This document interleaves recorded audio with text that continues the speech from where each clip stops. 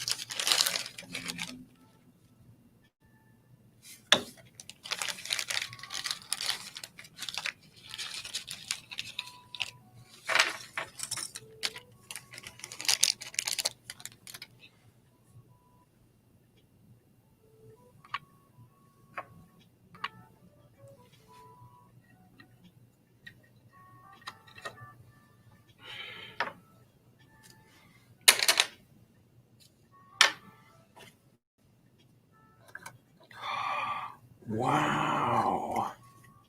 Wow. That is profound.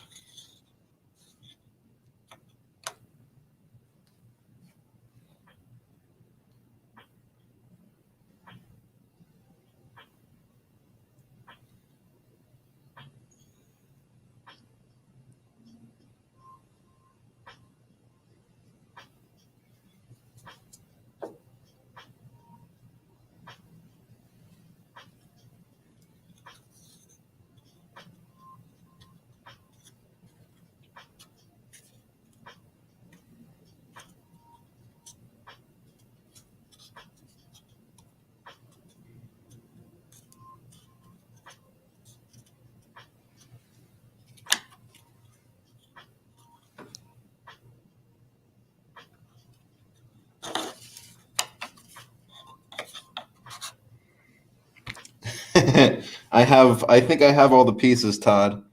I uh I am really impressed at how detailed everything is. I don't want to move this too much, but that's pretty much exactly what the bottom of a box looks like.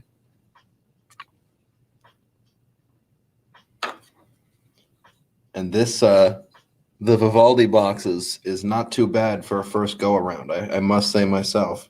This is this is pretty good stuff.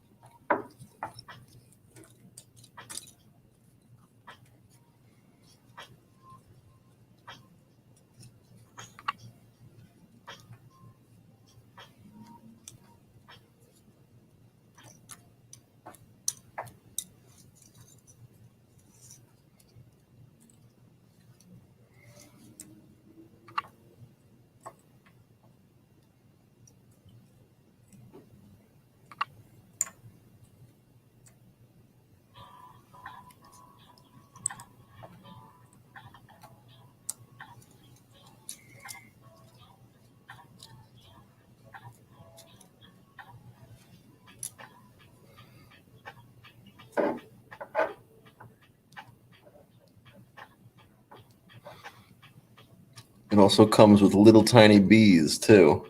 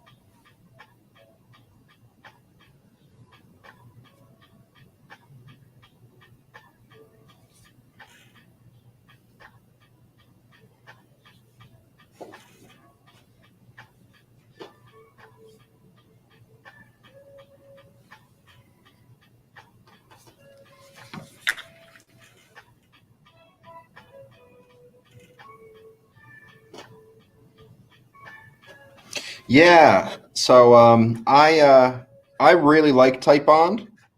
I think I'm gonna still sand this stuff when it gets assembled.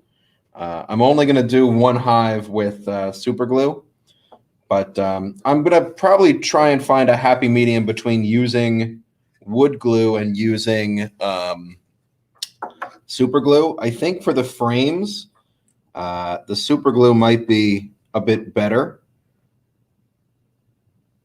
but I mean, we'll find out.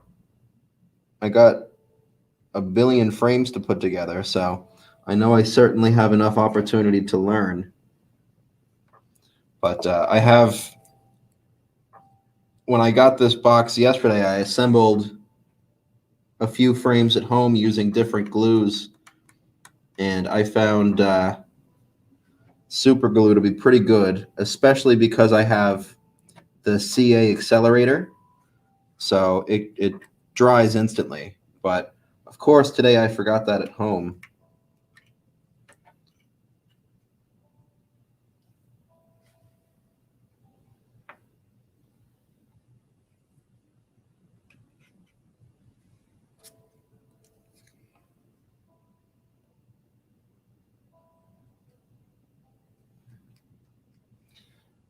Even though these are 1/6 of the size of regular frames, I can assemble 10 regular frames in about 10 minutes.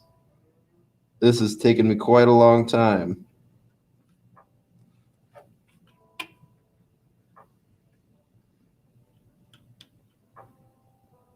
But it is going to be detailed and really awesome. I also want to show here how, oof, you see I glued that on too. Might not have been the best job.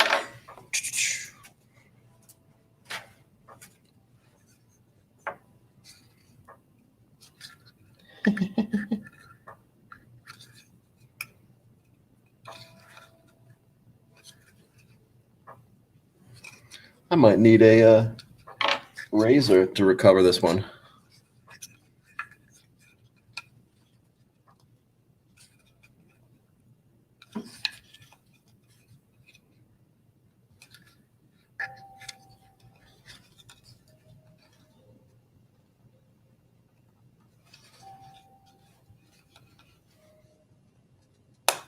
Here we go.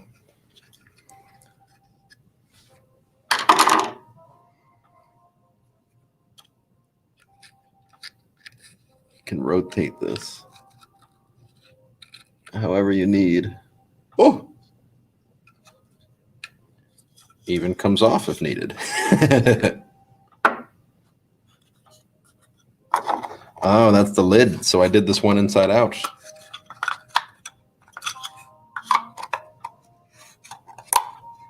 I'll still take it.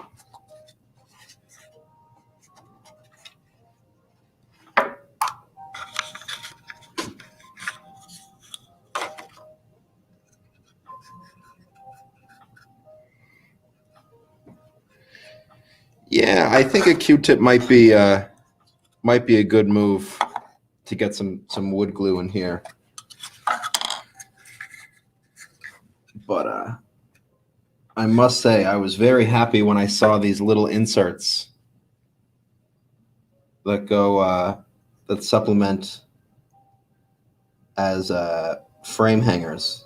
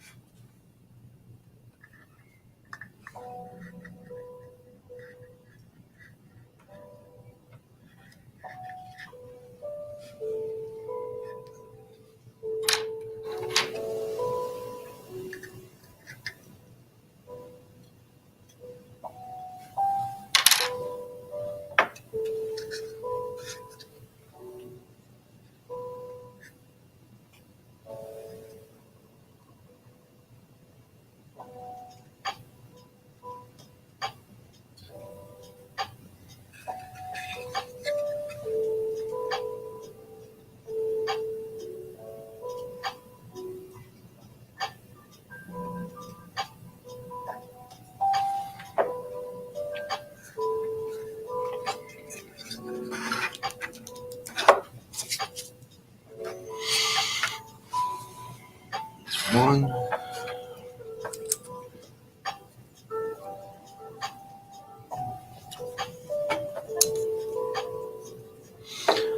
Oh, I also, if you're still watching, I also like how the frames, or a few of the frames, hmm,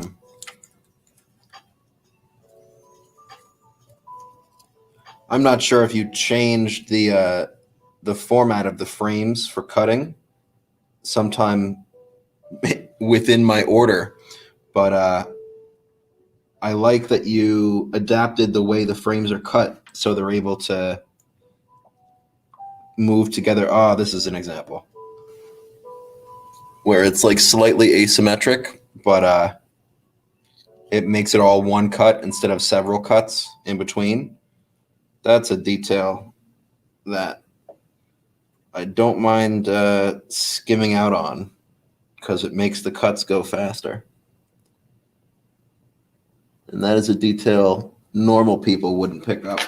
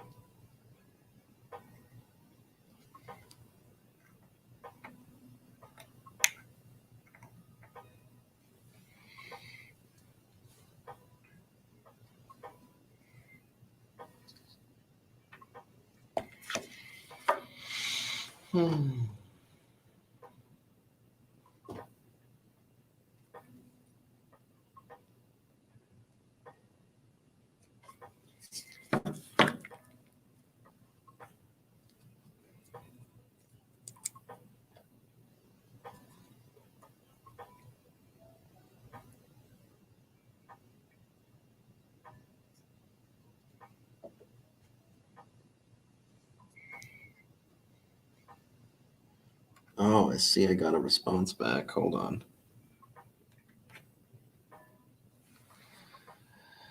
That's efficiency on the laser as well, especially with the 100 pieces per kit. Yeah, it's a,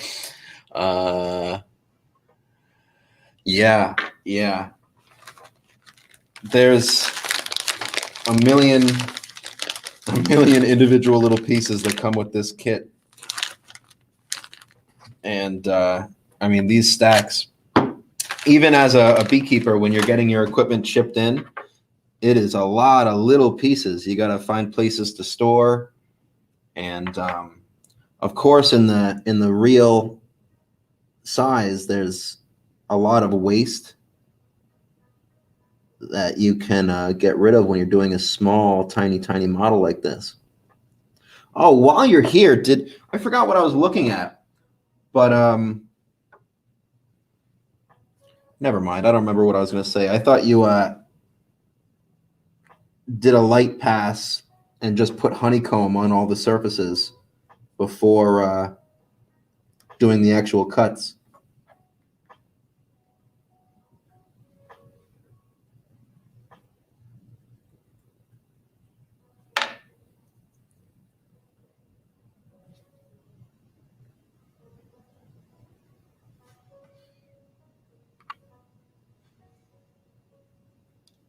Ah.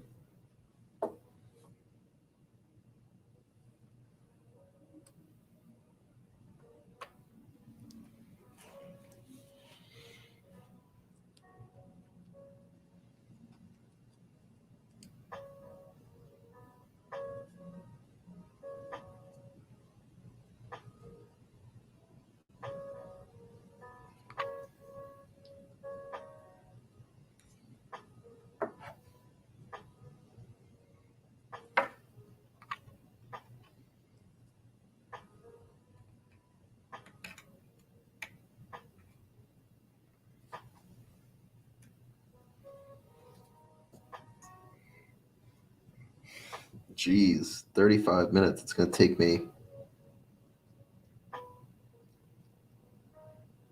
a few days at least to assemble this kit.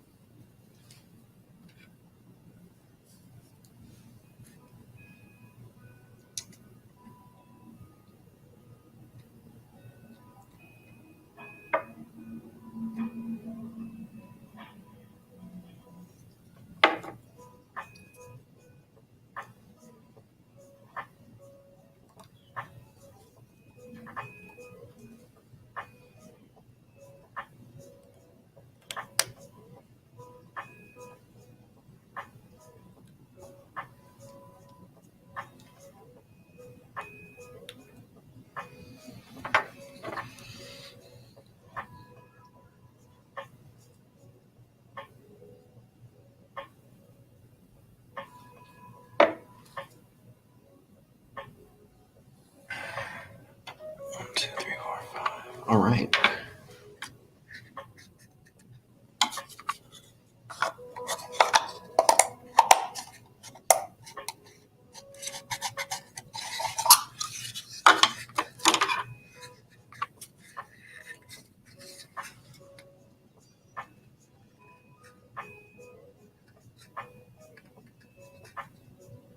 Yeah, I wasn't. I saw the honeycomb being printed on, and I wasn't sure if it was the honeycomb or the suction grid from underneath. But I thought that was a really incredible detail.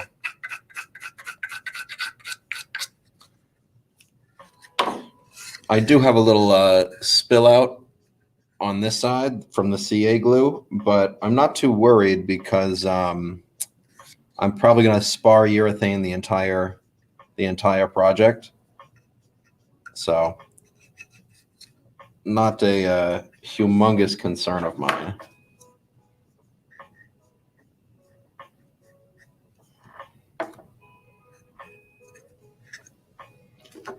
Woo! Next we got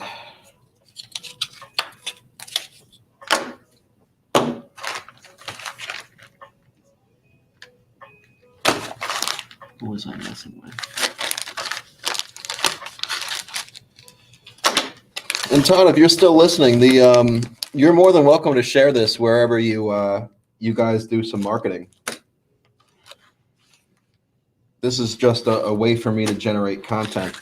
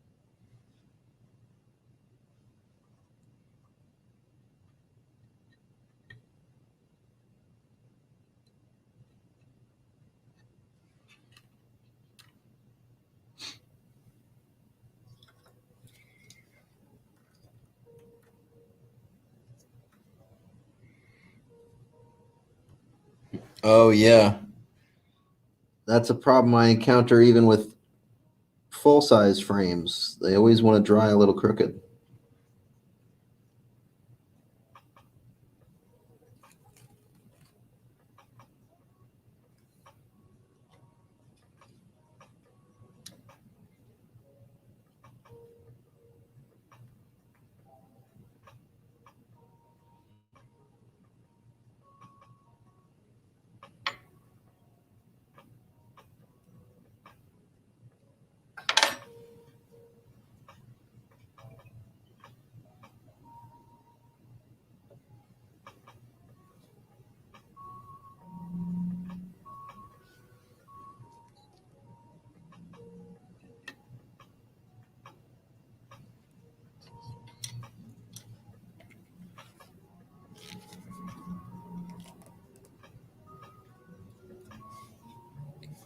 Beautiful.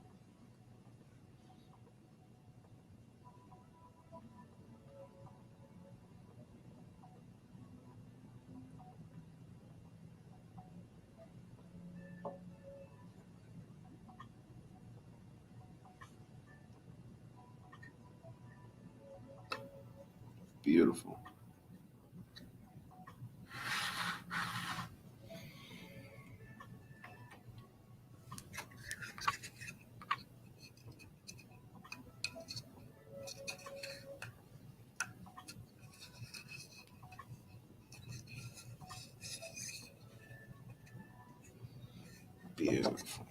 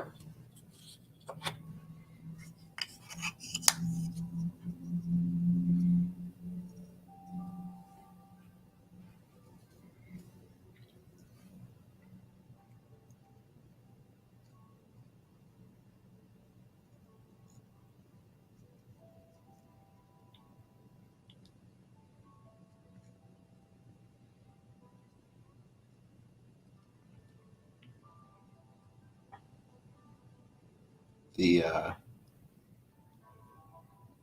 the laser etched end grain of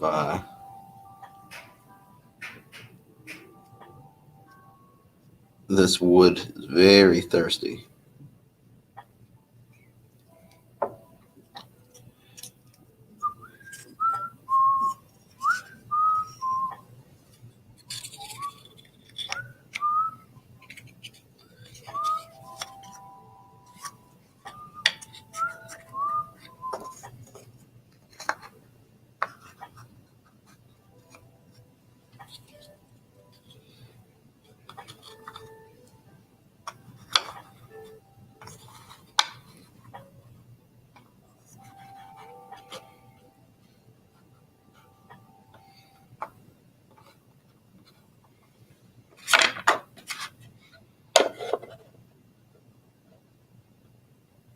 Perfect.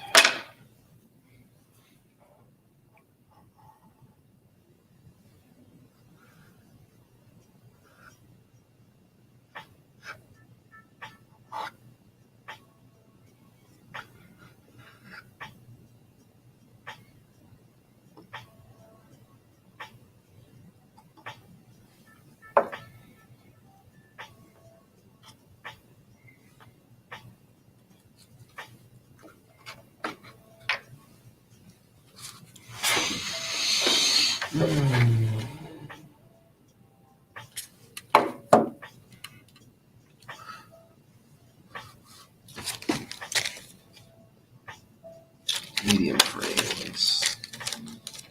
Deeps.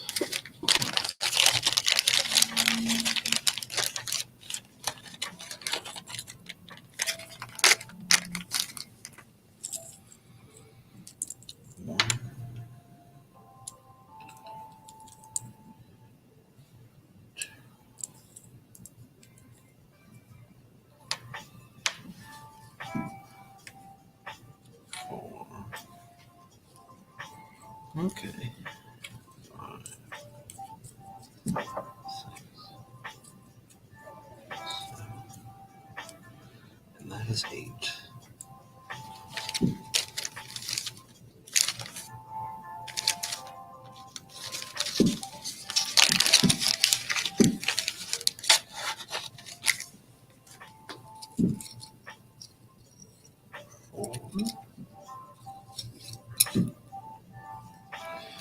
One, two, three, four. Excuse me.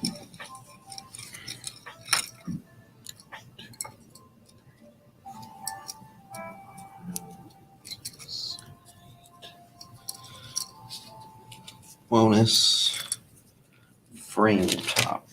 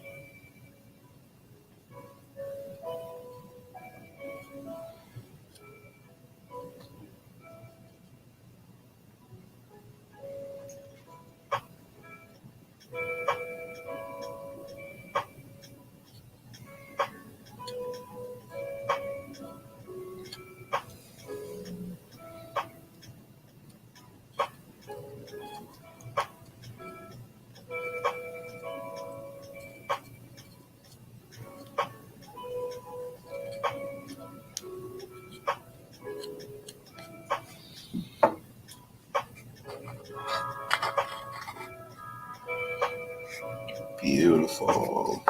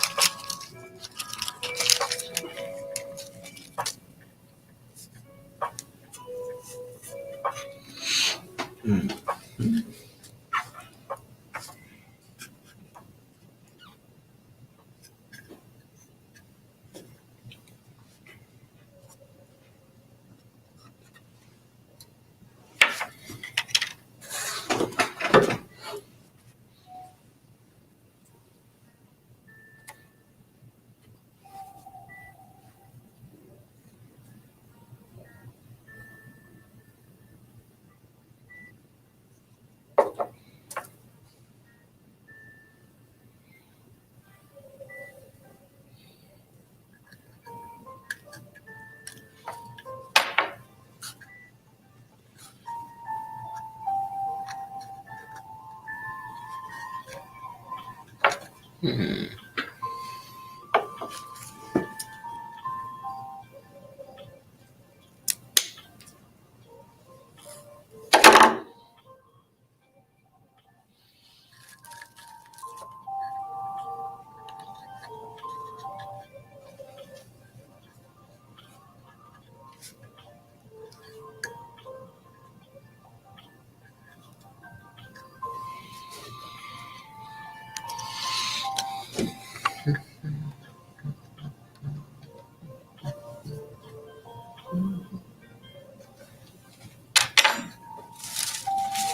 Shoot.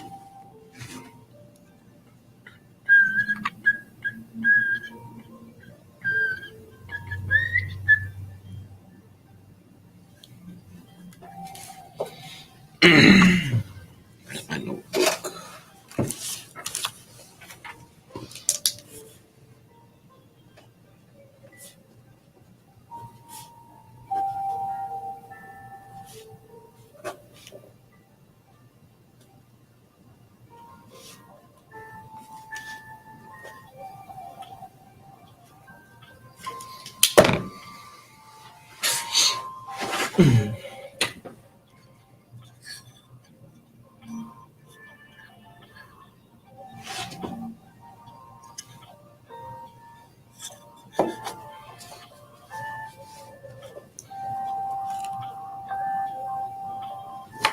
I guess I should dry fit it first, huh?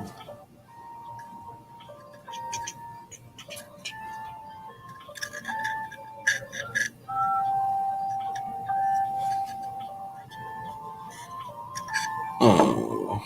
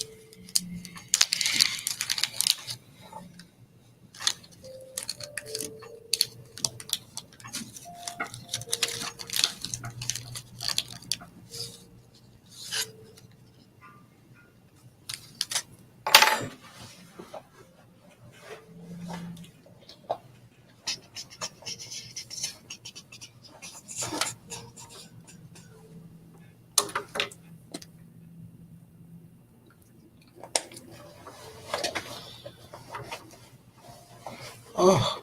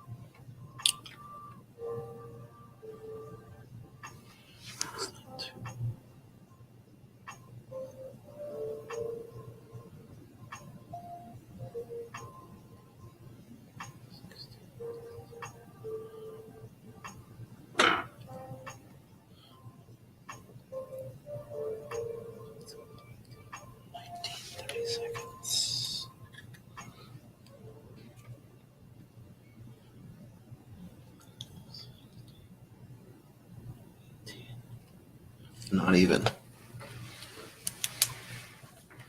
One.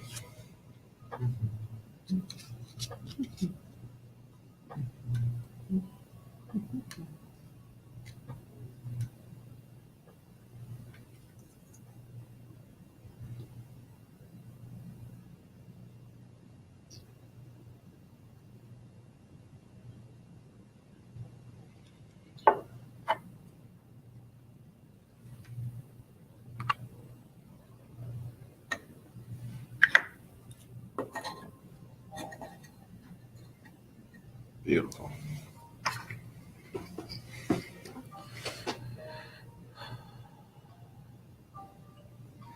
Oh, yeah, Kevin.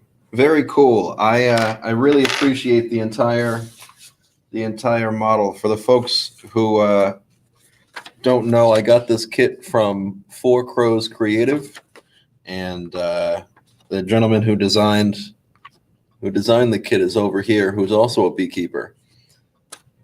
So good luck. Good luck to you and your bees this year. Let me know if you need any help or need any guidance, because you might be good at making models, but I am better at keeping bees.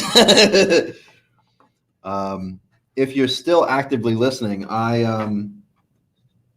am very detail oriented. This is in no way a complaint, because this is by far the most detailed model I've ever seen. But the frame holders for inside are just 1/32 too long. So I have a file here, and I'm filing them down.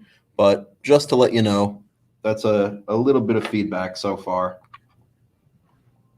Yeah, the nucleus colony. This is fun. I really like the little dial.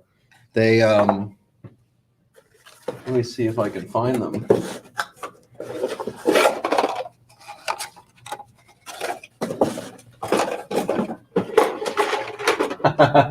Yeah, this is the full-sized. Oh, I can't do green because I use a green screen. So I have a honeycomb on the back of it now. But if I use this purple one, you can see what it is really supposed to look like on the entrance of a full-fledged hive. So you see how detailed and small this is. I want to see if it really is. What's that? 2 5/8 versus exactly 1 inch. Tremendous.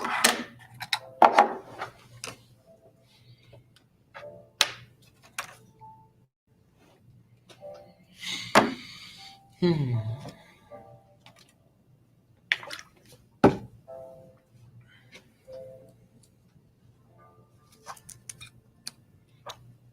One, two,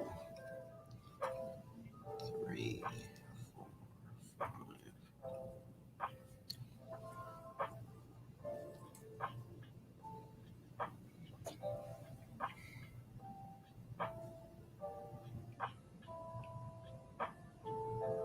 5.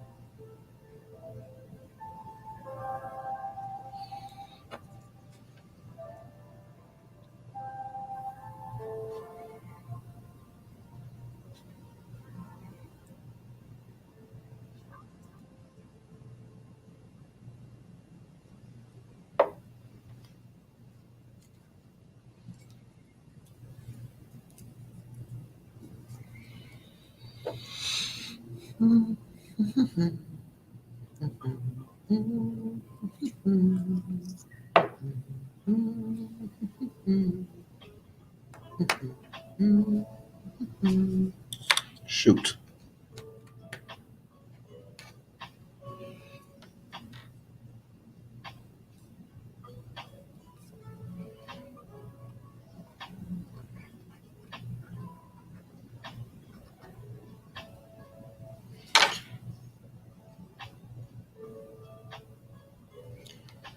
My fingers are too big for this, and I'm far too detail oriented to skip out on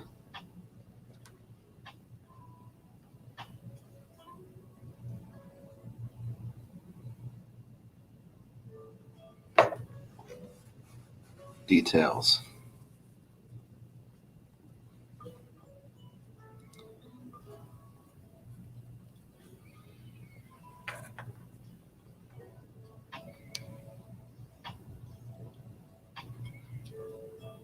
You guys see how tiny this is?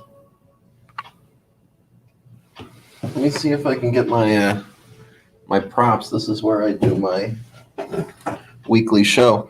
This is a real frame. I can't even get it in the shot here. This is the real frame, and this is the scale model of it. It's crazy.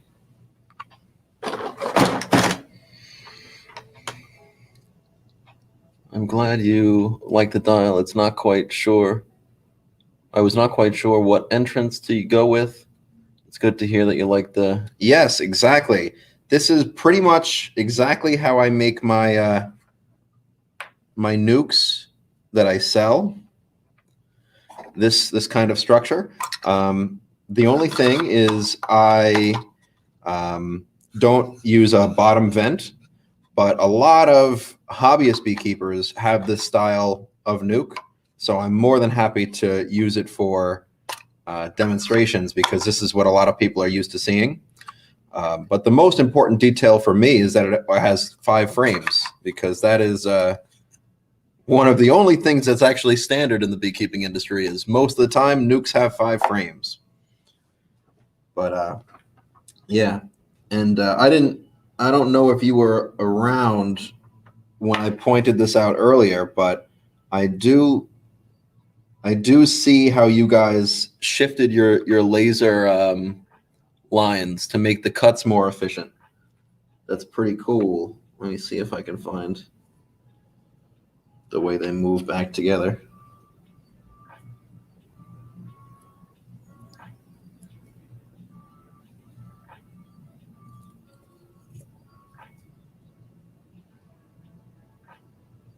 There we go.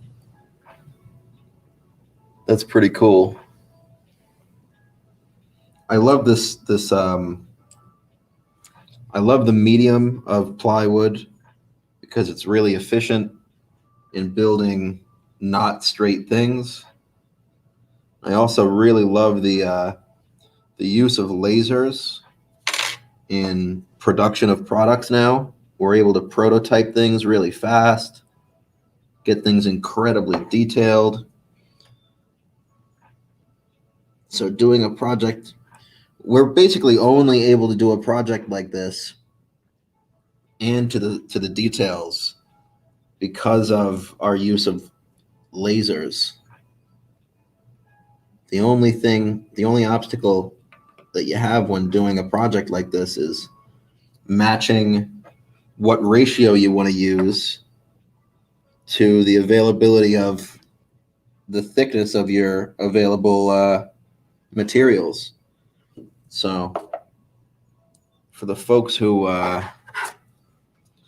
were not integral in the designing of this product, it's 1/8 inch for the frames, and then it's, what is it, probably 1/4 on the boxes, and then even smaller yet for the other things, like the hangers are less than the thickness of the actual material. It's 1/8 inch material, but it's cut down to, what's that, 3/32. Amazing.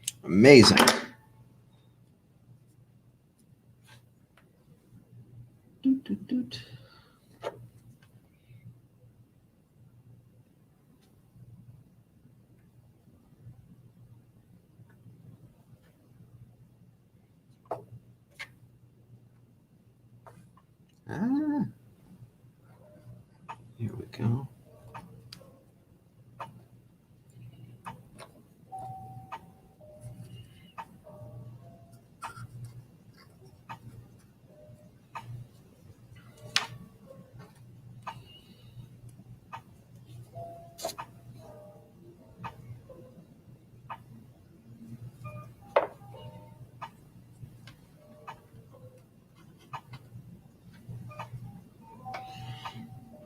I know I always joke and say that I can't do puzzles, but this is about as close as you're getting me to do a puzzle.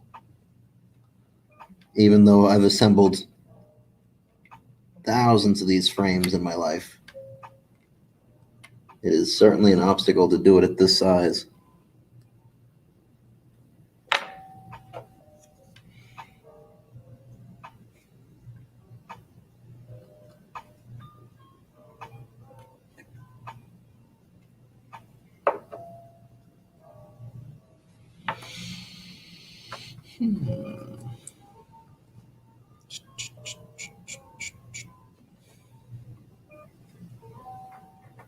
There's 5.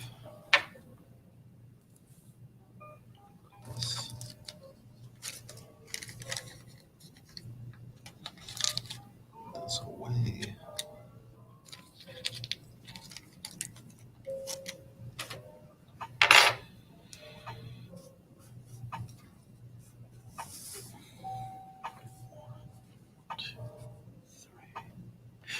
That's right, there's 8, not 10. Beekeepers know that there's two styles of equipment as far as Langstroth goes. You got 10 frame and 8 frame.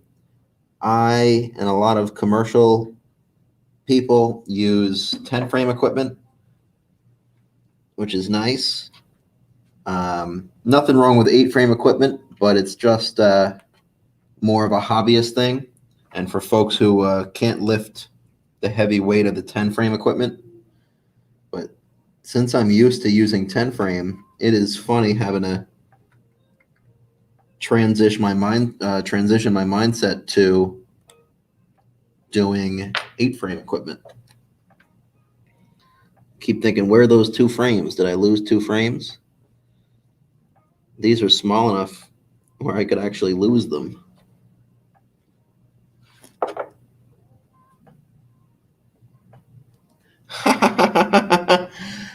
And one other thing, on my frames for security purposes and branding, I put my logo here. It would have been funny to put them on the ends of the bars here, but it's far too tiny to get the detail out.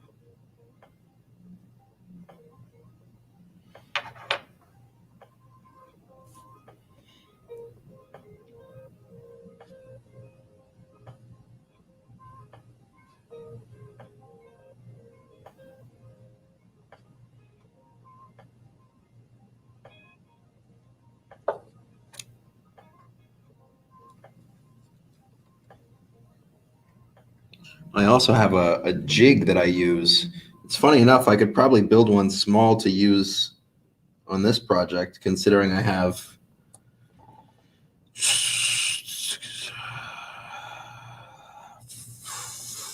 I don't know, 80 or 100 more of these frames to build.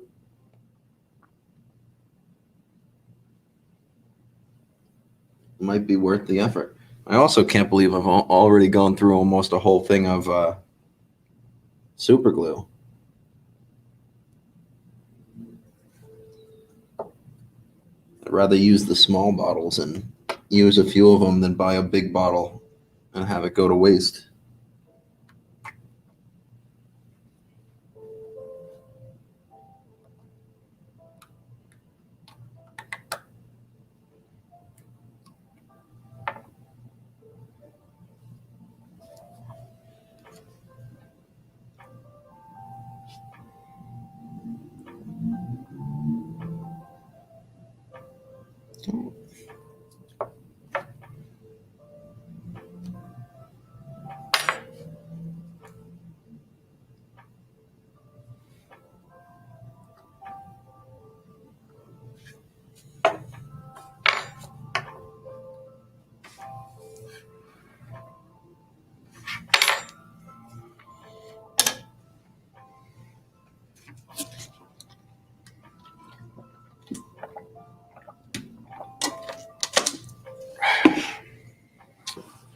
What do we got?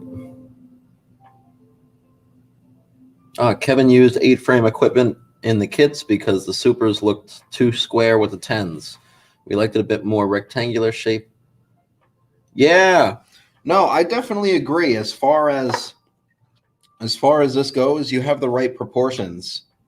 It's 16 by 19, or figure 17 by 19, or 17 by 20, and you have 3 in a queue by probably 4.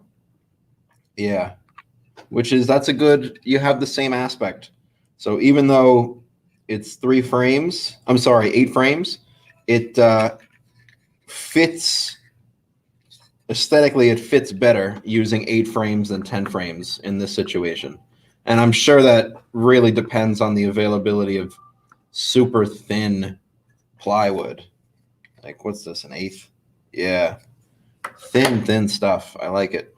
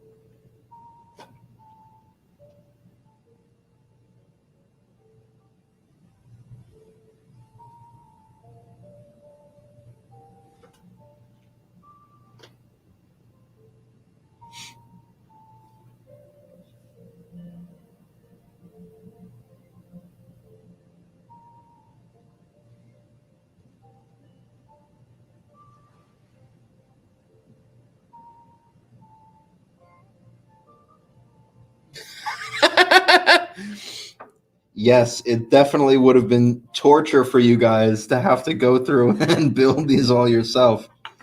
It's I never really considered myself like a model builder kind of person, kind of fan, but certainly with this is right up my alley.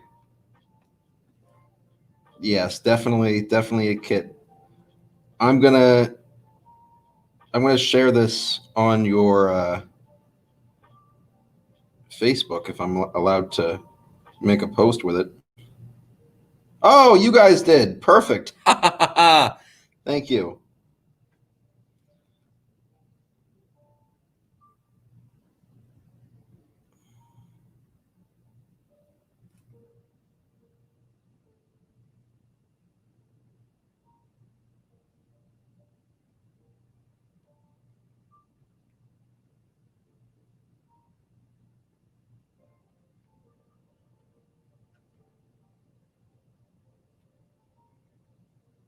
Cool. You'll have to let me know how this goes for you guys.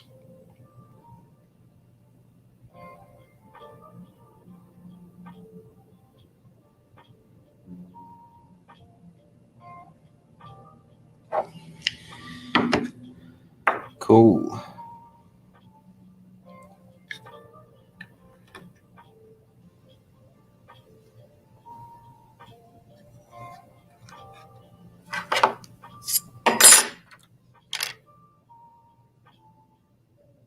They're pretty square too.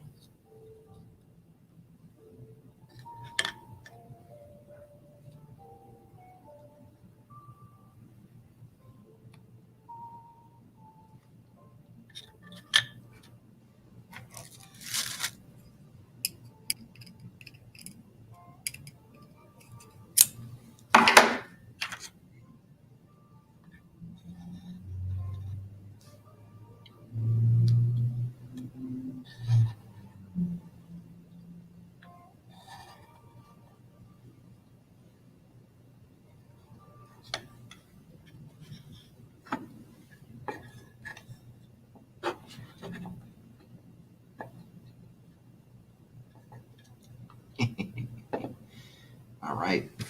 That leaves me with who's next? Here's 2 bits of a medium.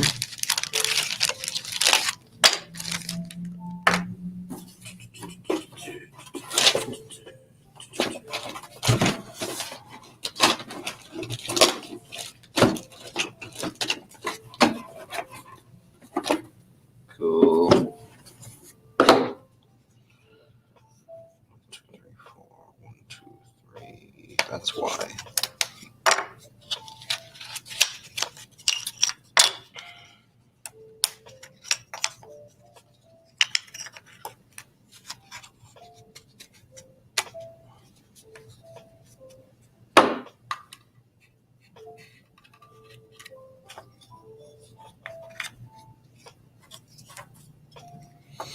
I'm so used to building this equipment to be used in the field, in the rain for years and years. So I try my best to build them so they're nice and strong. So I'll glue every single joint really well. I'll drive, 30 screws or nails into it, one for each of these box joints. But I have to remember that this is only a model kit that I'd probably be more than happy to try and fix as the years go on. Oh, what do we got? Yeah, it's good. I don't like recording videos and having to edit them, but I knew that I'd want to do this with a time lapse. So I figure my operation is pretty well established for doing live streams. So I figure if I live stream it and just record it, I can come back and make a quick edit.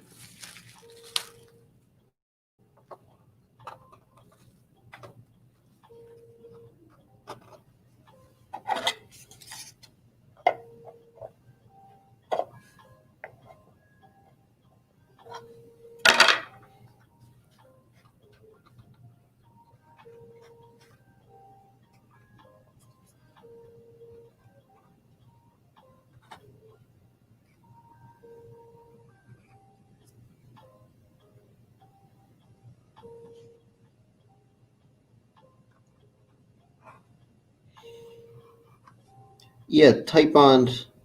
I love Type-On too. That definitely might be a better option than Crazy Glue for assembling the supers. But I think on the frames, man, this quick grab is gonna be gonna be the best.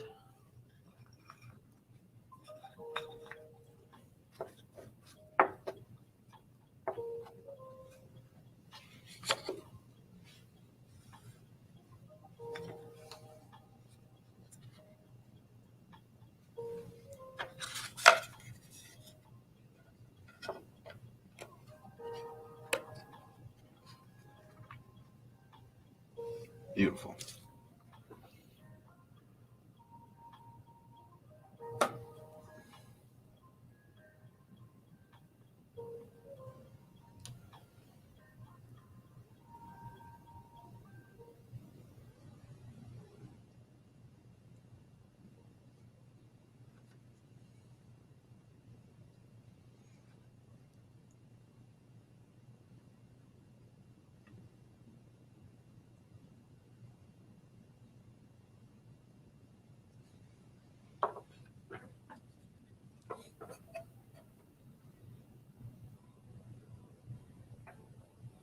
Beautiful.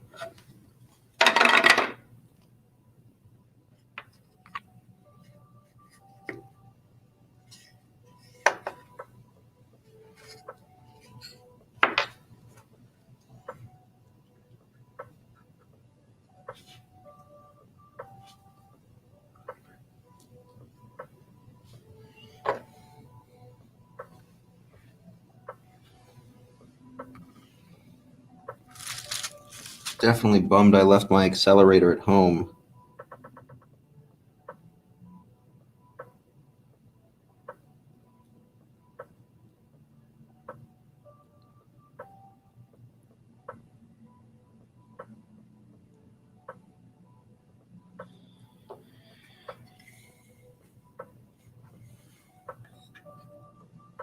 Amazing.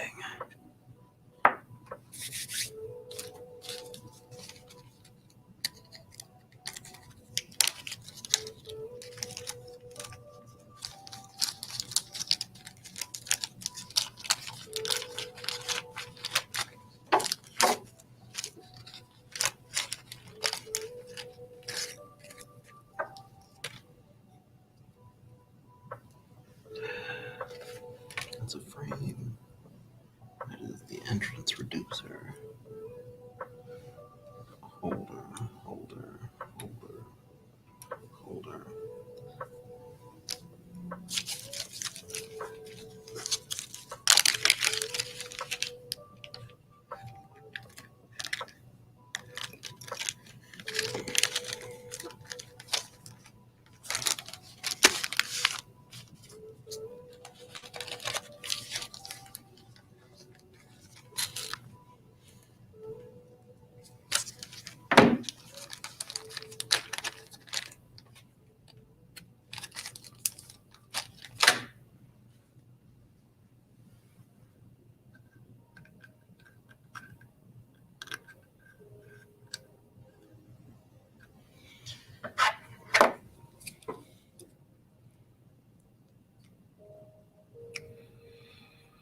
$16, $17.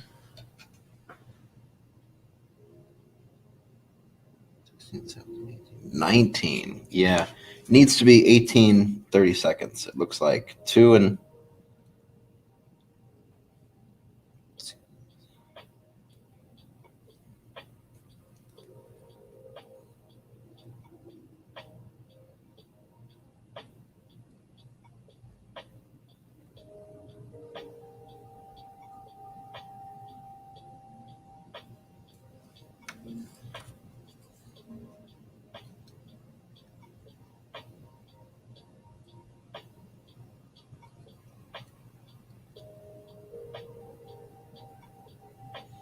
yeah, I think 2 and 17, 30 seconds is going to be the money spot for length of frame hangers.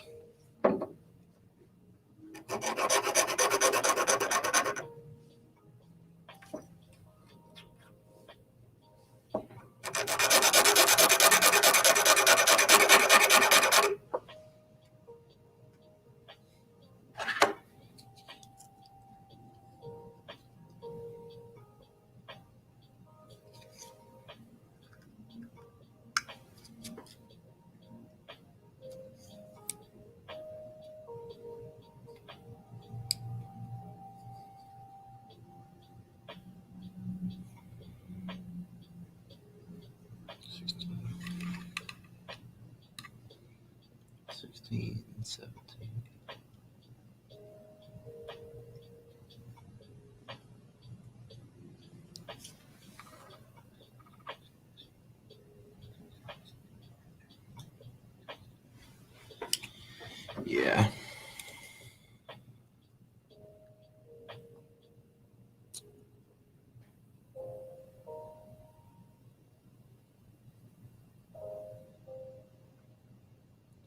or I don't know if you use metric, 66 or 65 mils.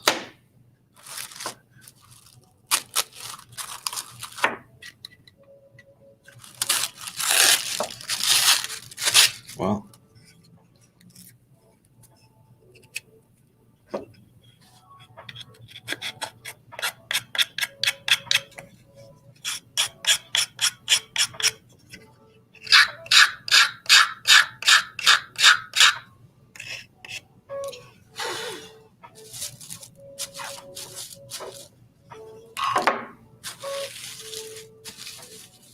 yes. Sam, you see how small these are. They're amazing. They're so detailed.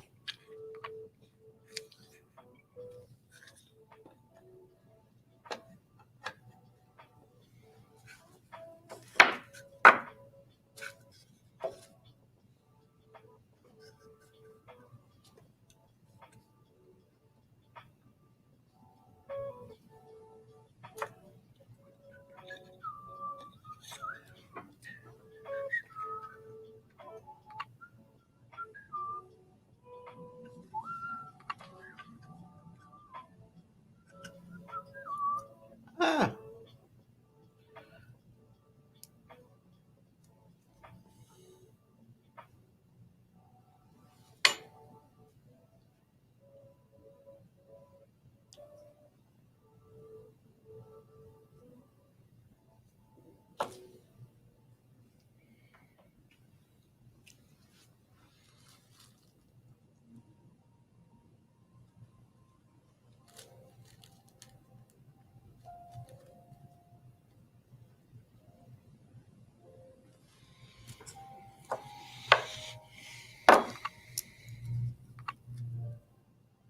Oh yeah. I I was showing the audience before, but here is the original frame, and here is our model of it. So incredibly tiny, it's amazing. It's a about a 1:6 scale. I haven't gone through and redone the math. I just did it based off of the product description, but it's pretty close to a 1/6.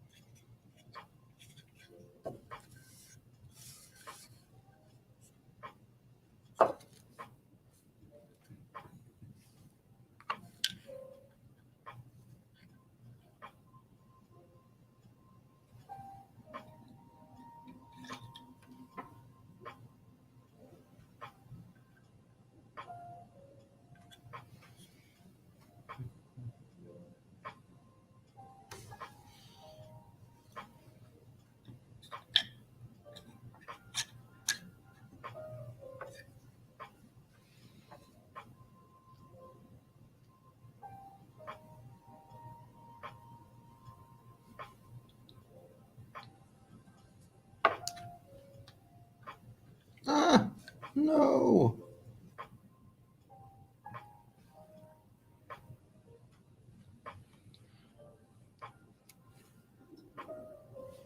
Why do you stick to my fingers but not the wood? Nice.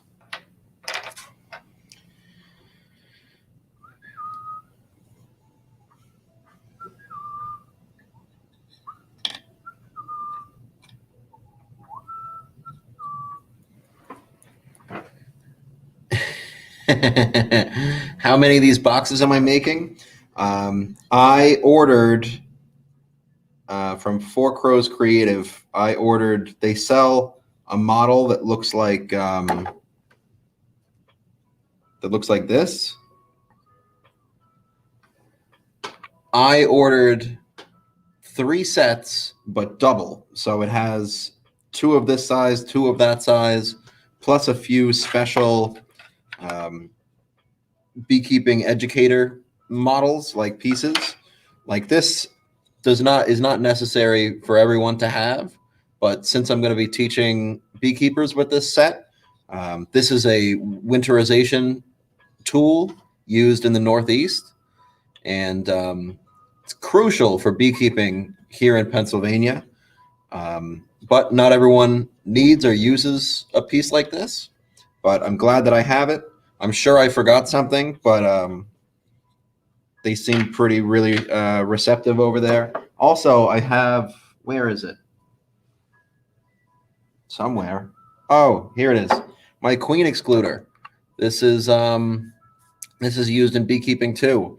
Keeps the queen below. So it would go down here and make it a hive like this. So I'm very excited to get rolling on this. I'm gonna go all out once I am finished assembling a few of them. I am gonna try and find other pieces.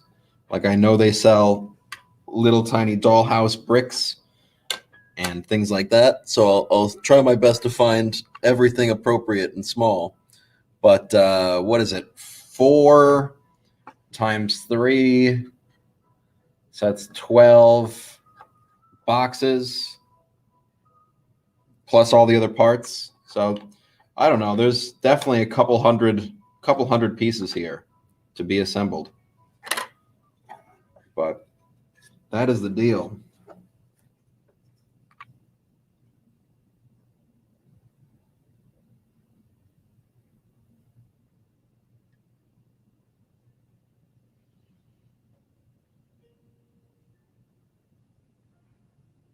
I'm gonna have to stop soon because I'm huffing too much glue.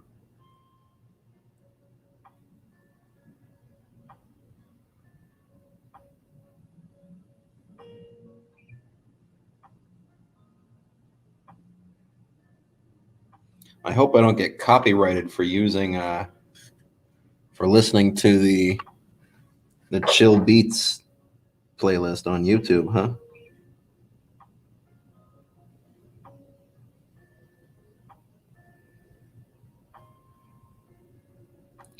I have been looking for a good model of the hives like this for years because I took a 3D modeling class, and once I learned about laser etching, I knew that things like this were possible. But I certainly did not have the skill or the time to go through and make this stuff myself. But I am glad that I can buy it and just have to spend many hours assembling it.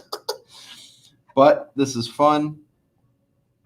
It is a little cruel to think that I'm here in the office assembling toys when at home in the workshop I have, again, hundreds of frames like this to build.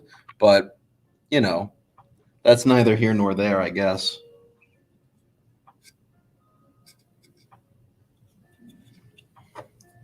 Just reinforcing all my joints with a bit more glue.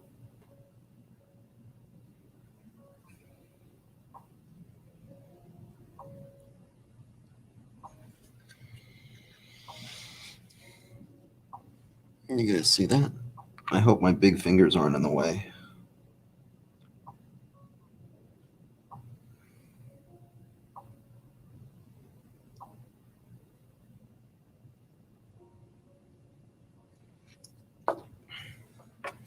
Normally, I would have to drive 1, 2, 3, 4, 5, 6 screws in just this side. So each side would get 6 screws. And then you'd have to, usually this frame holder is built in, but sometimes you can add supplemental reinforcement to it. But Man, this is a good kit.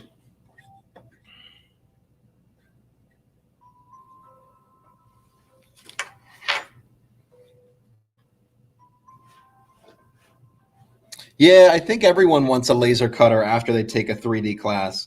My nephew Ben, who I had on my last episode of Beak Talk, he he tells me about how he wanted a 3D printer for Christmas. And I was thinking, hey, maybe you should learn how to make a 3D model before you ask Santa for an expensive 3D printer. But hey, I would like if he got one. I know some people who can put together a 3D model.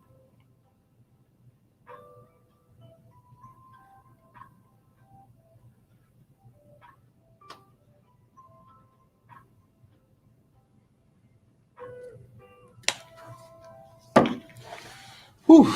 All right. Now to the incredibly tedious task of making frames. I burned through my top layer of placemat here so I don't get glue all over the nice office desks here. Okay.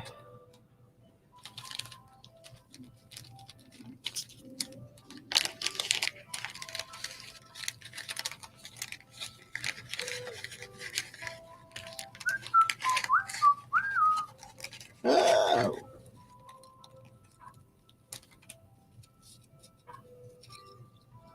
1, 2, 3, 4. 1, 2, 3, 4. 1, 2, 3, 4. 1, 2, 3, 4. 1, 2, 3, 4. All right. And then I have 1, 2, 3, 4, 6, 7, 8. 1, 2, 3, 4, 5, 6, 7, 8. Perfect. Everything's here. Just like when I order equipment from actual beekeeping distributors, I always got to count and make sure I got all my pieces, because it's funny how, when there's so many pieces of something, it's easier to leave just one out.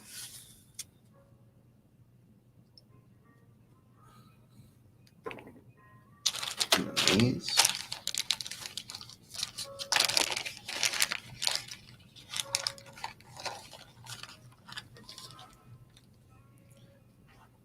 Yeah, I'll catch you later, Sam. Thanks for watching. 1, 2, 3.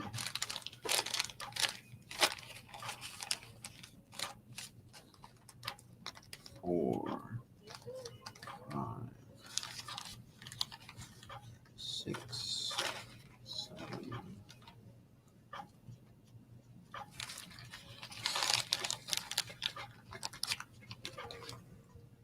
8.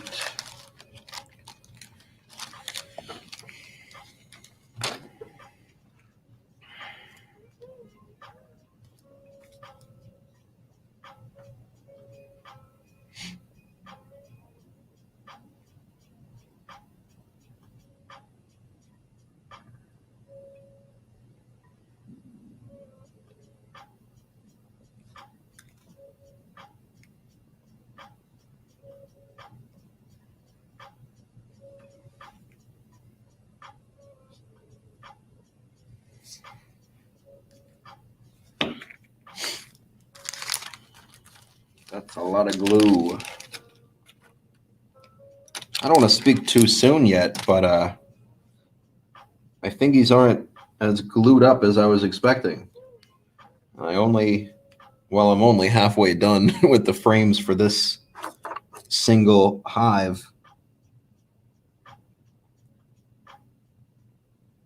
And now the frames get smaller too.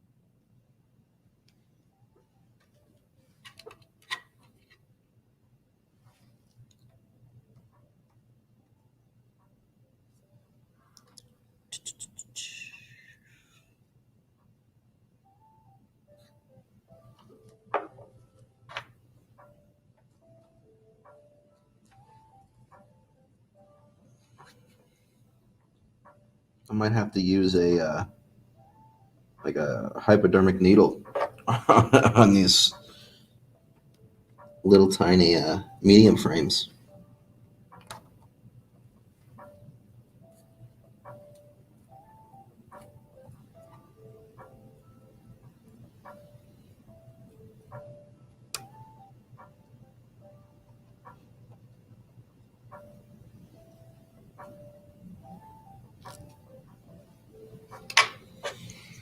This is really zen for me.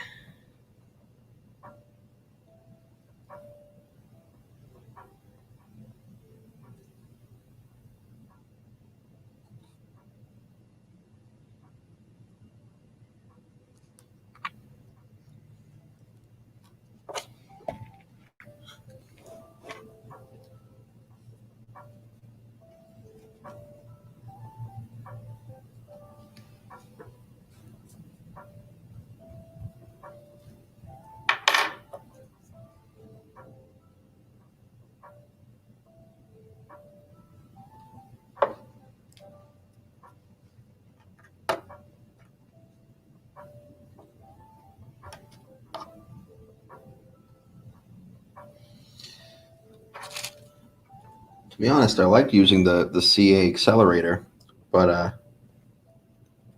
I think now I might just like doing a few glue applications directly on the joints as they dry. I think the CA soaks up into the green, and then a reapplication gives me a better adhesion.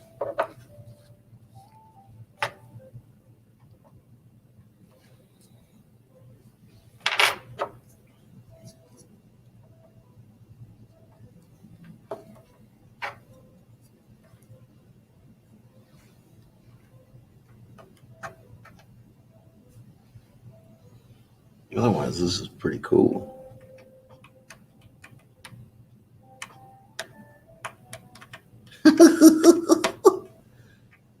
There we go.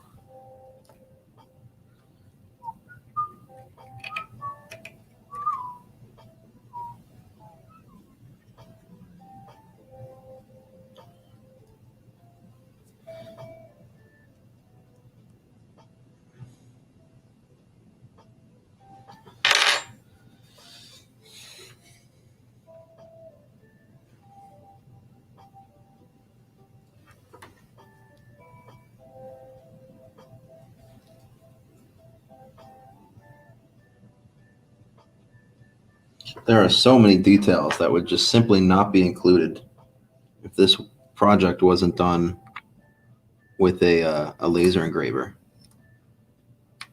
Each of these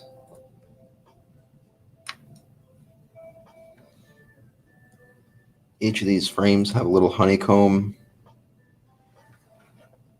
Yeah, there's no way you can pick this up on the camera, but each one of these frames has a little honeycomb. I say honeycomb and my green screen comes in, huh? I guess maybe I should turn that off for this video, don't you think?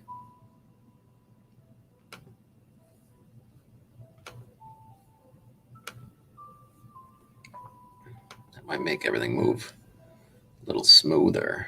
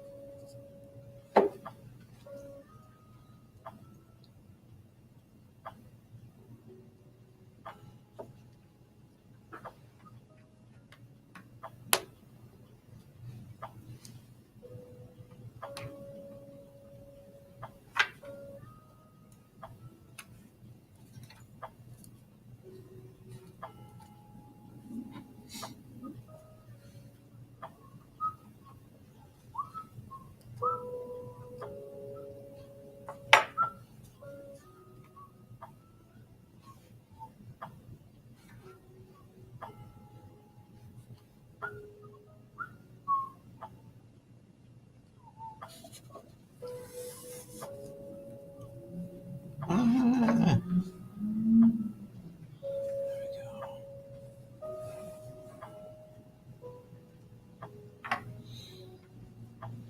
Just like assembling real life frames, there's no safe place to put them when they're not inside a super. Just kind of loose, vulnerable, especially while the glue is wet. A lot of people just toss them into a pile, but I mean, ultimately, I do that too, but I'm always afraid I'm going to have crooked frames. Luckily, I make so many frames that even when there are a few crooked ones, it always seems to work out. I'm able to re-glue them or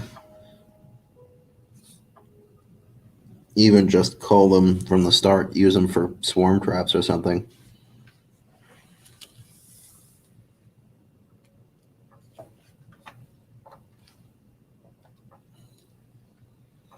You see how big my hands are? I can't do this.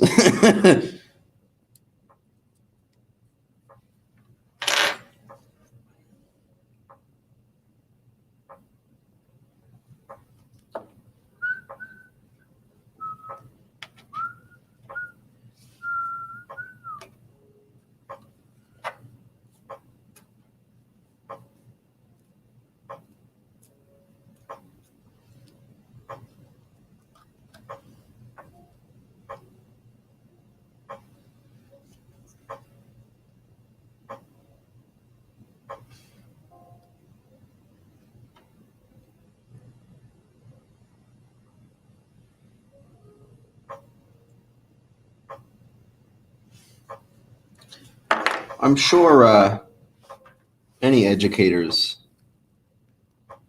out there can confirm if you like teaching people something, you almost always have better success if you can show them on a real thing. And personally, I have a lot of fun making any of my educational displays. I worked on an observation hive last year that I've yet to unveil because I want to have some success getting it through the winter before I start teaching about it. But it's always fun putting these things together. I'm gonna build. Oh, it looks like this is some Baltic birch plywood. It's always good stuff. Mm.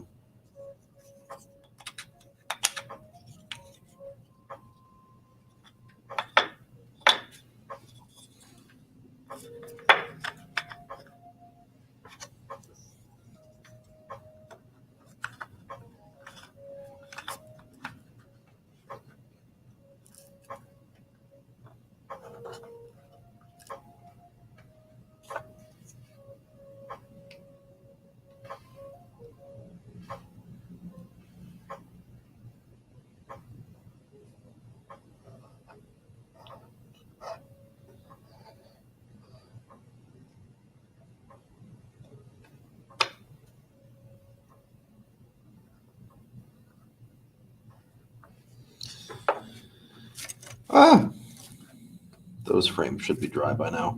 The office that I'm in is a shared working space. So I'm not allowed to have any bees here. Oh, I could use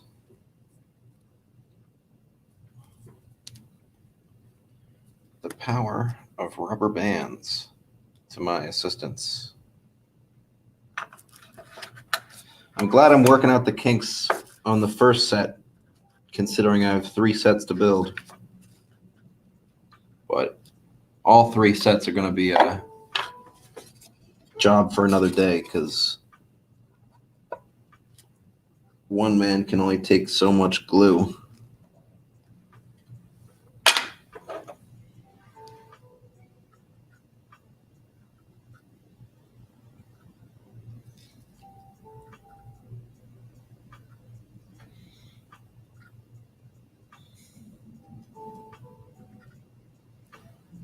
Yeah, this is nice though. What do we got? Focus is a bit off. Thank you. Here we are.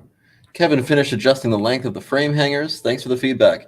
Yeah, no problem. I will let you know if I have any other feedback as I go along, but it certainly is not. Don't take the feedback as negative, because it is just me being nitpicky, and I'm sure that the other folks you have purchasing this product are not as familiar with the real thing as I am, and certainly not as obsessive.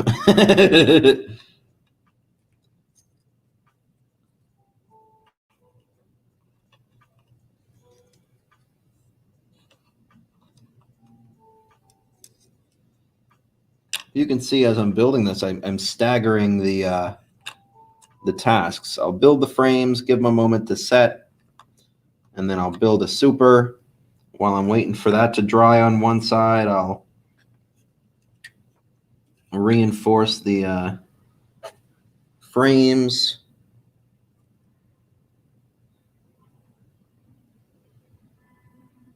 Ooh, hopefully not glue them all together in one big clump, which is something I have done in the past. Luckily, this model is not as expensive as regular beekeeping equipment, because that was a bummer. I glued the whole stack of frames together because I didn't wipe off the excess glue.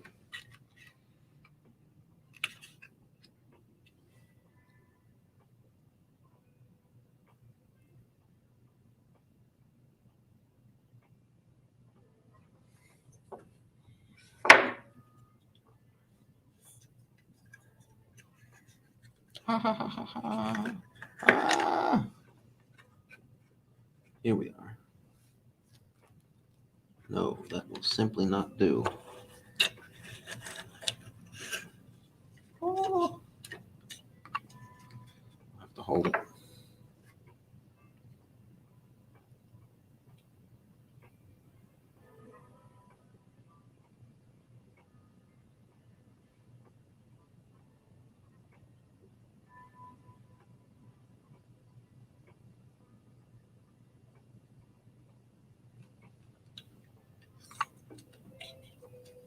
All right.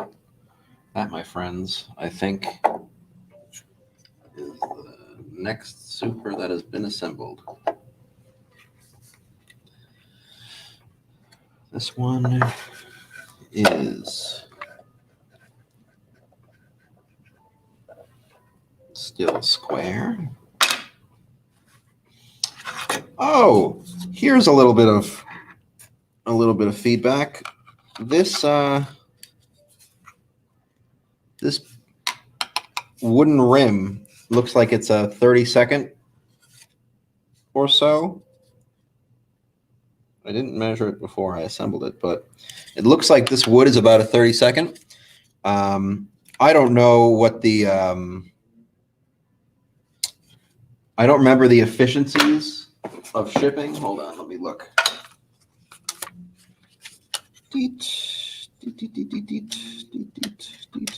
Yeah.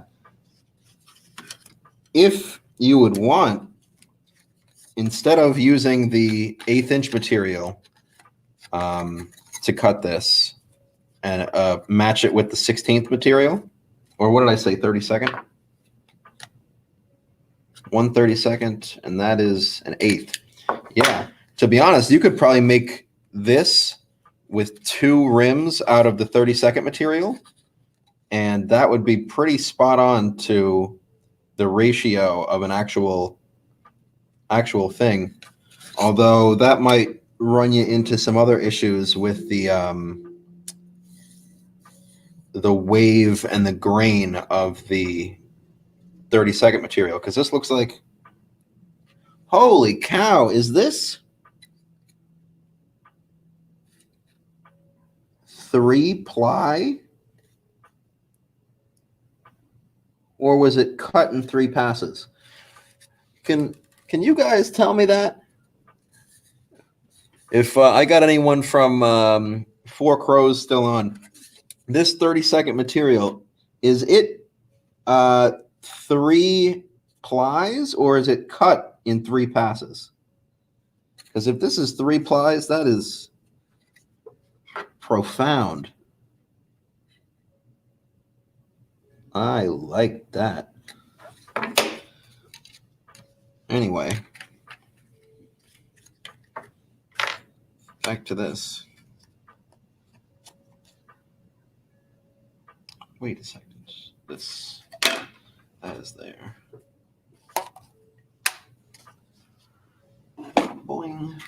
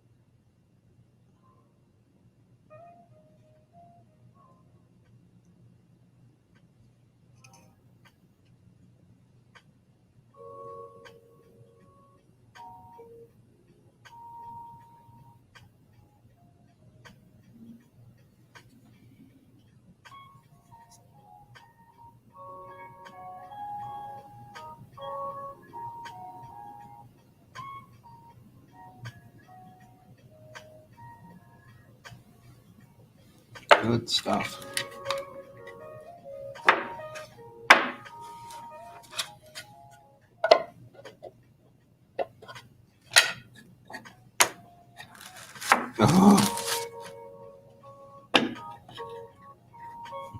Nice.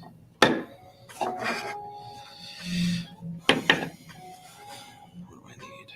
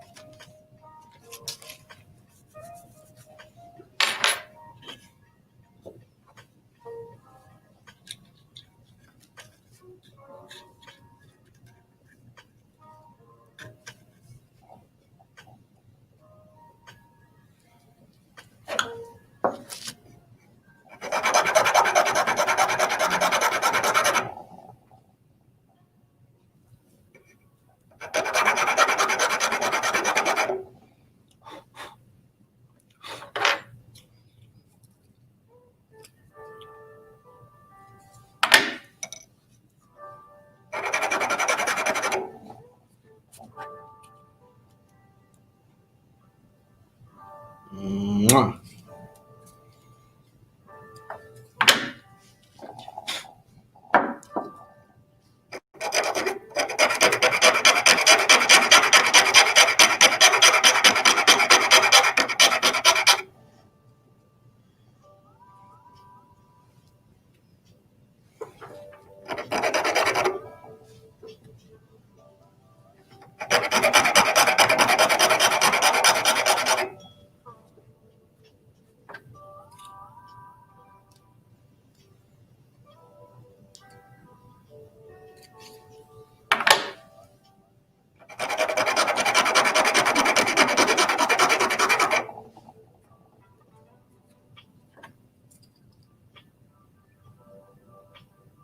Perfect.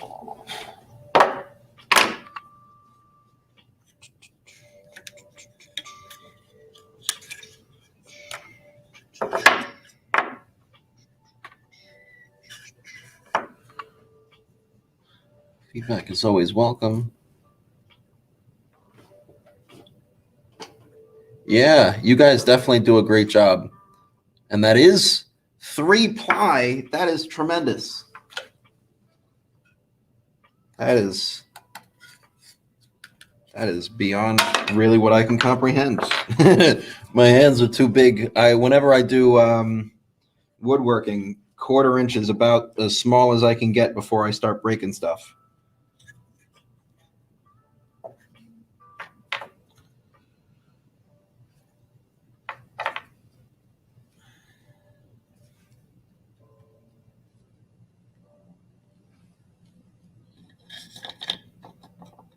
Don't tell me I glued y'all together.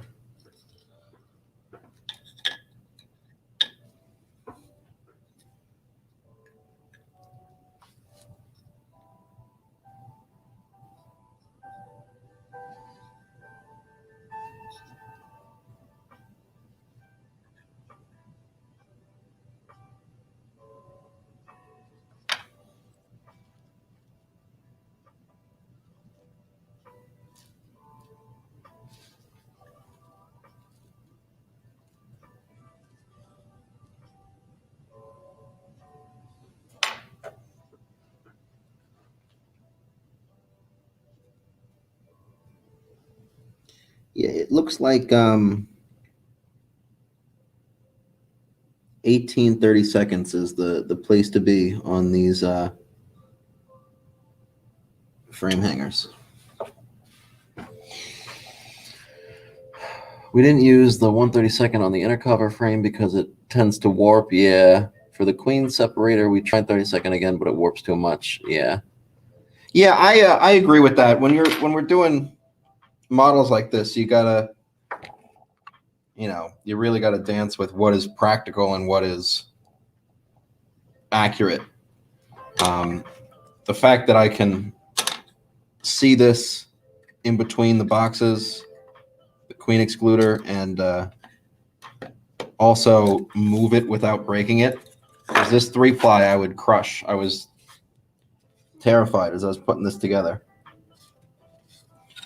And this too could probably use a little.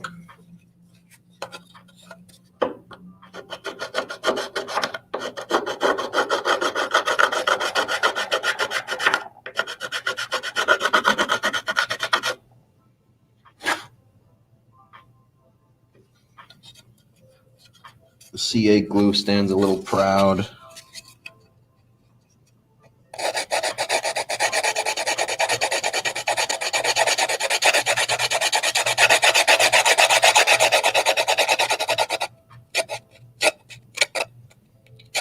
And you know what's funny? Even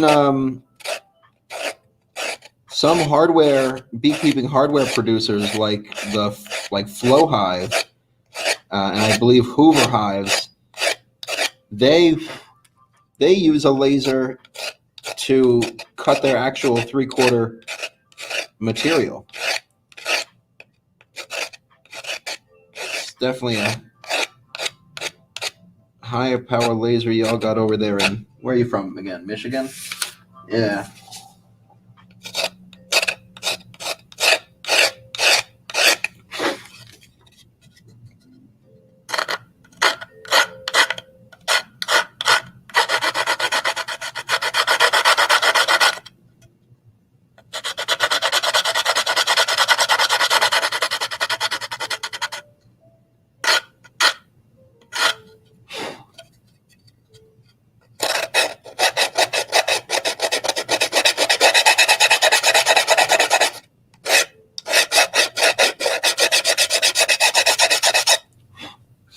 Oh, covered in dust.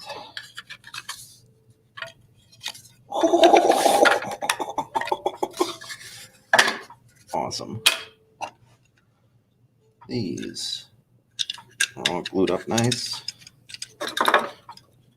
This, let me get this frame back. 2, 3. This.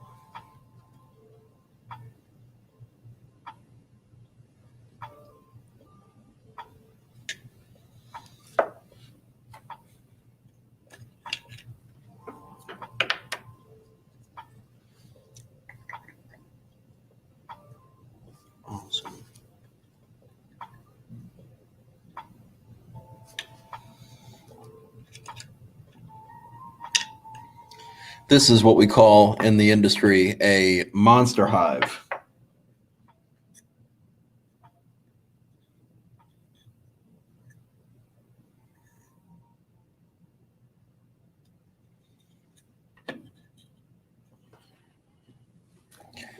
What do we got?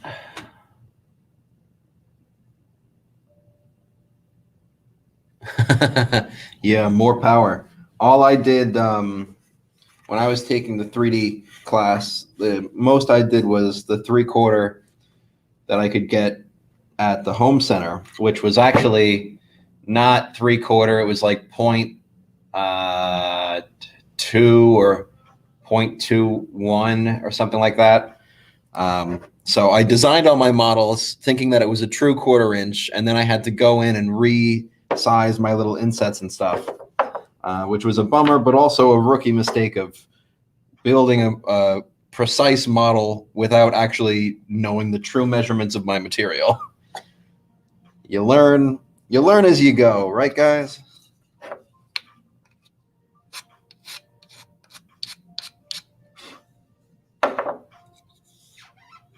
Amazing. There.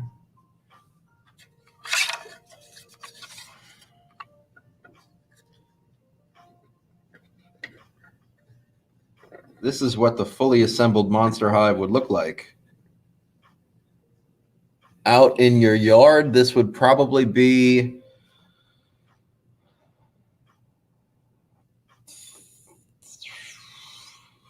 5 foot tall or something similar, depending on the height of your hive stand.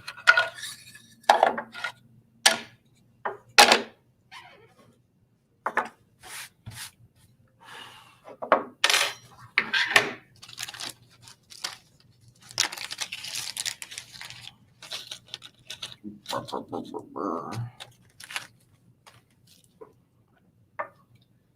1, 2, 3,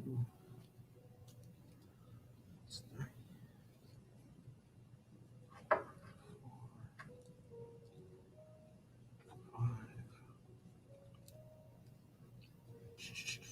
6, 7, and 8.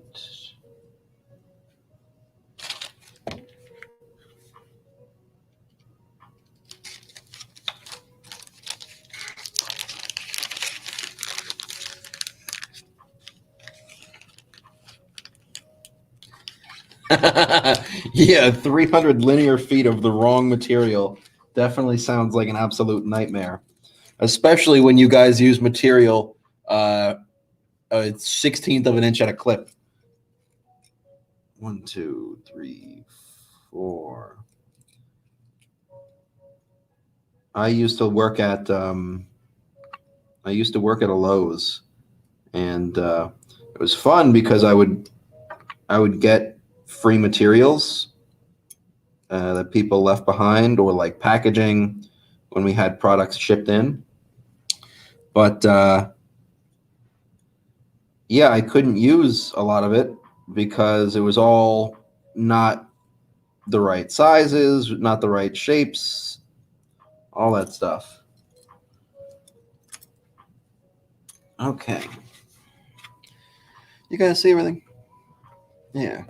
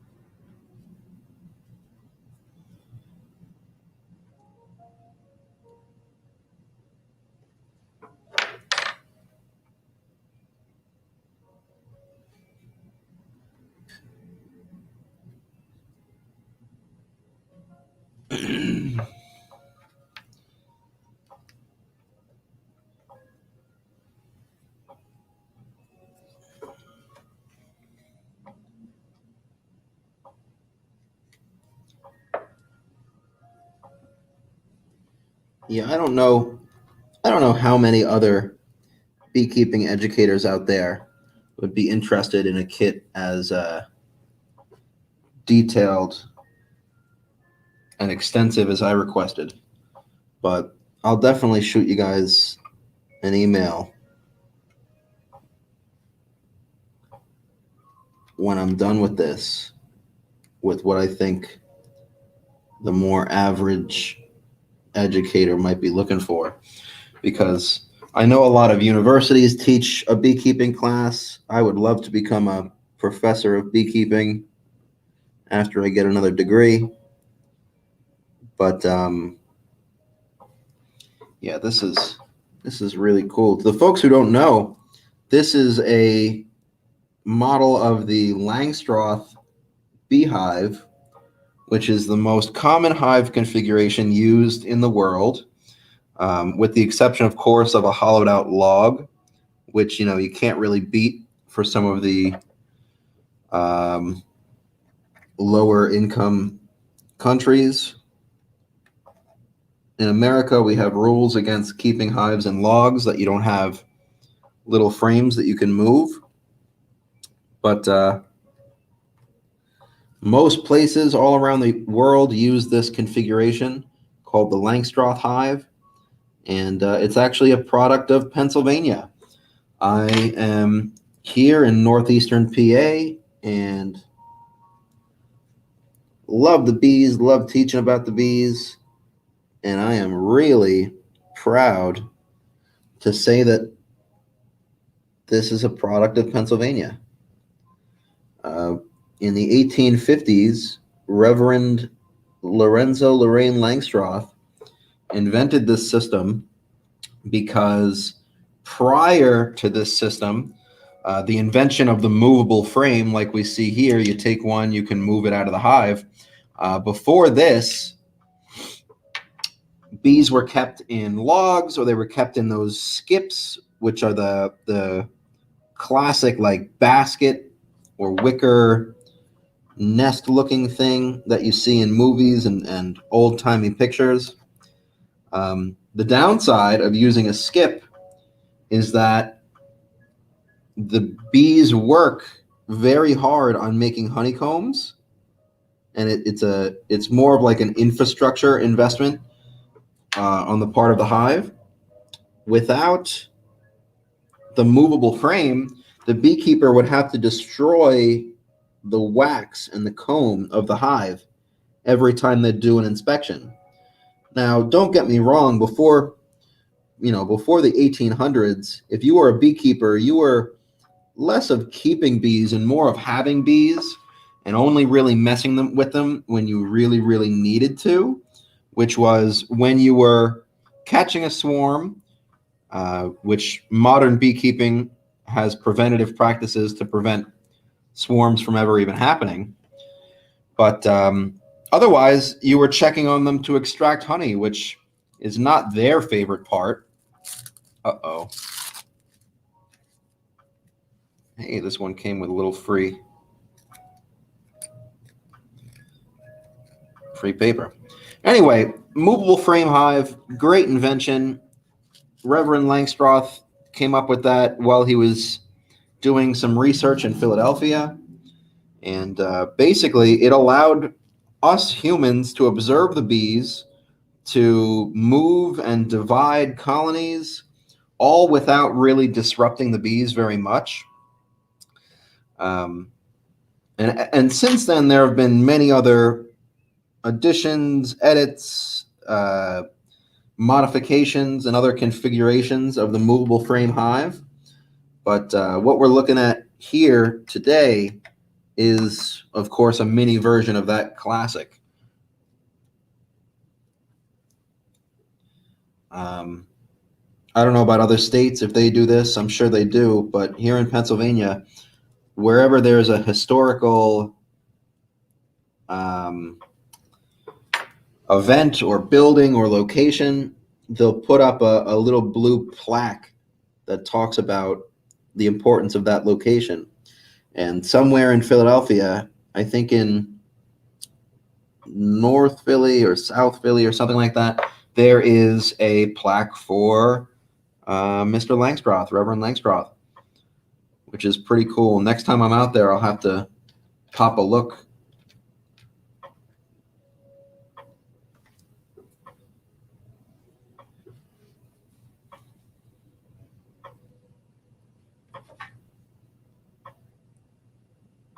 Langstroth is also considered the father of modern beekeeping because of this invention. So I think that's pretty cool to consider as well. We got any comments? No, nothing. I certainly wasn't expecting to spend 2.5 hours on this today, but here we are.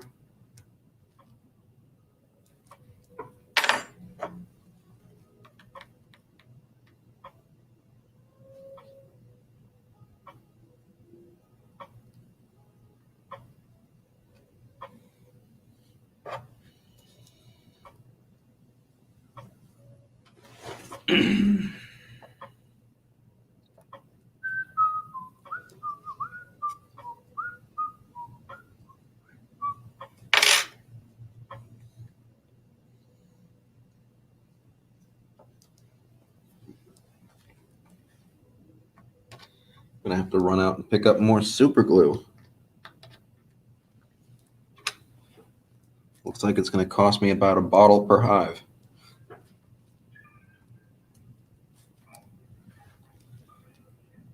If anyone out there is a model maker who does a lot of small bits and pieces for a living, I'm curious what your favorite adhesives are. I love super glue with the accelerator. I love E6000. Tremendous glue. I've also, in recent months, become a fan of the old classic JB Weld because I've been having to glue together mixed mediums. And as far as wood goes, except for today, because these pieces are so tiny, my usual go-to is Type Bond 2. When I build normal beehives, it's all Type Bond 2.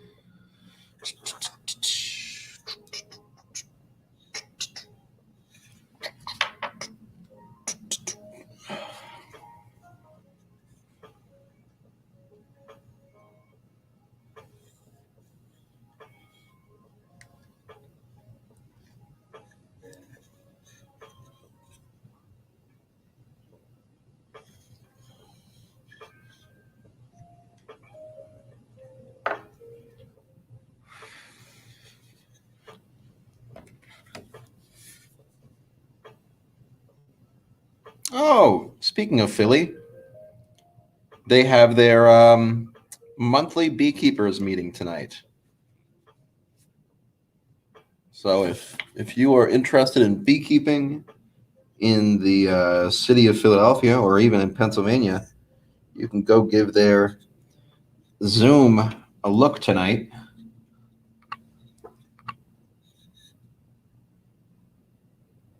I think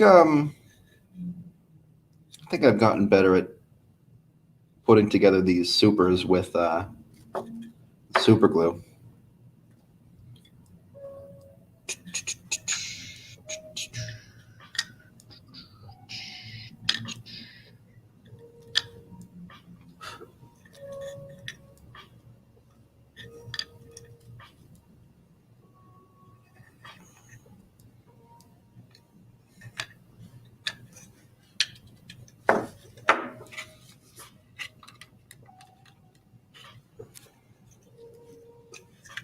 Work from the upside down this time.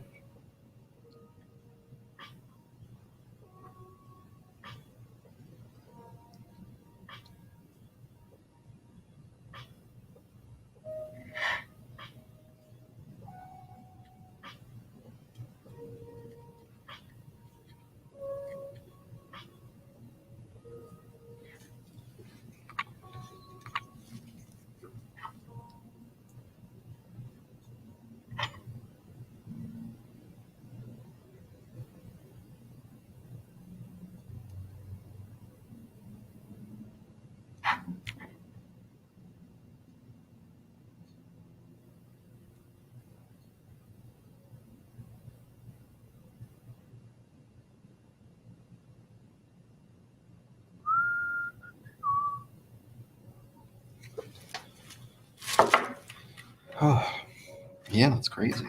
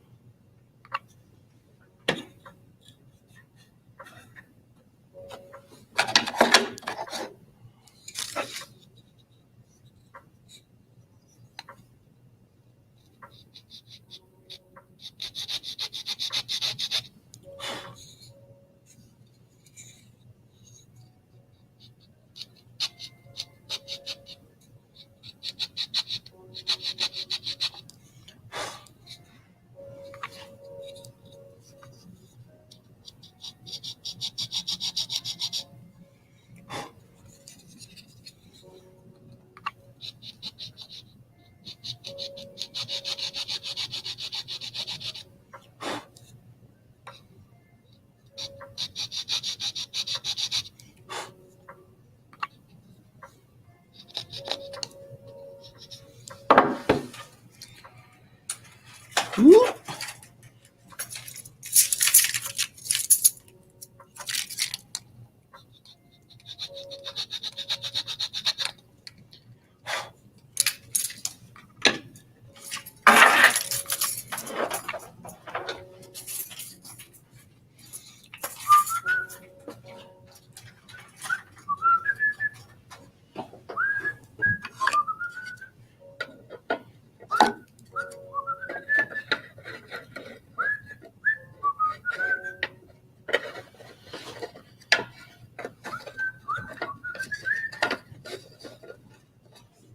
It's nuts how tall this is.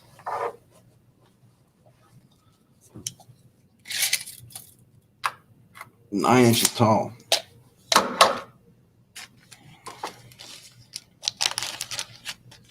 I also can't leave out one of my favorite details. Just always afraid to lose them. Little, tiniest little entrance reducer.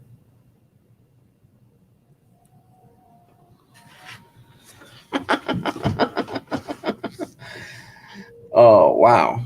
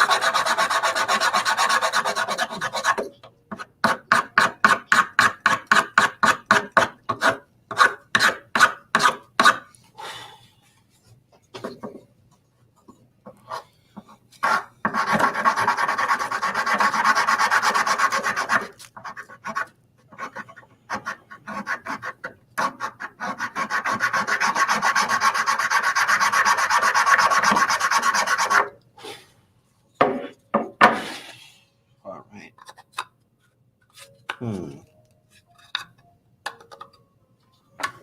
Put that on the belt sander.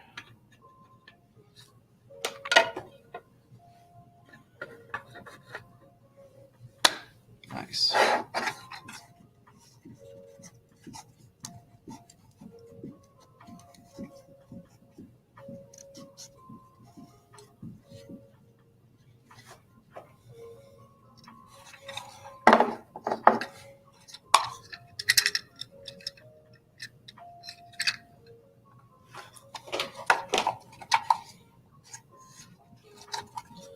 I think one more loop.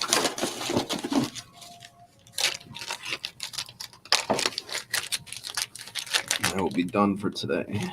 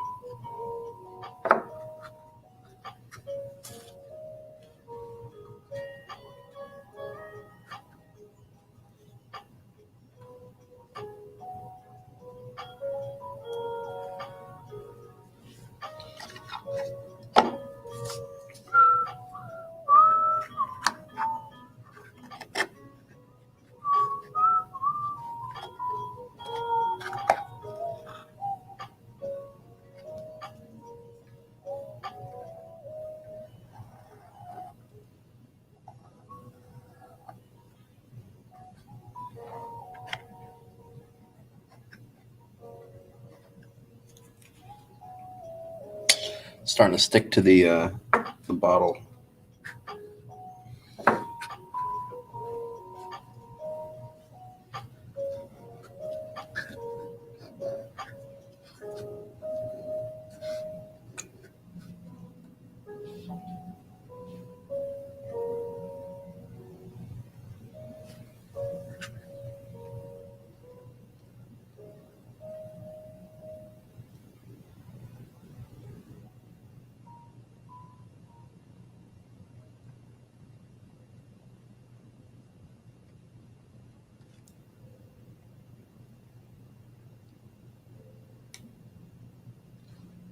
Whew.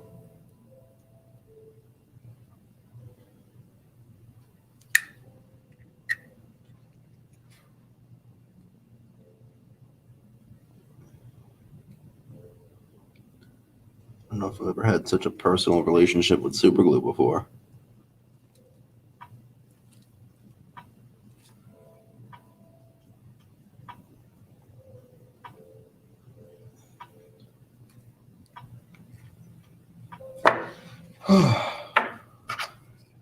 That's it for today, folks.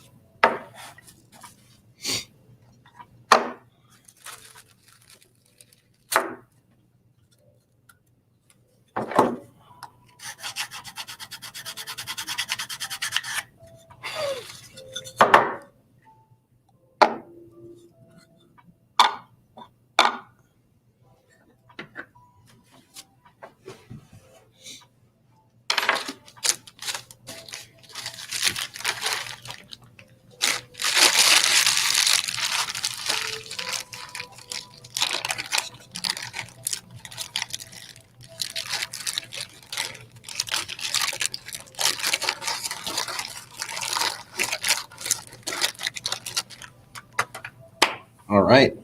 Thank you for watching.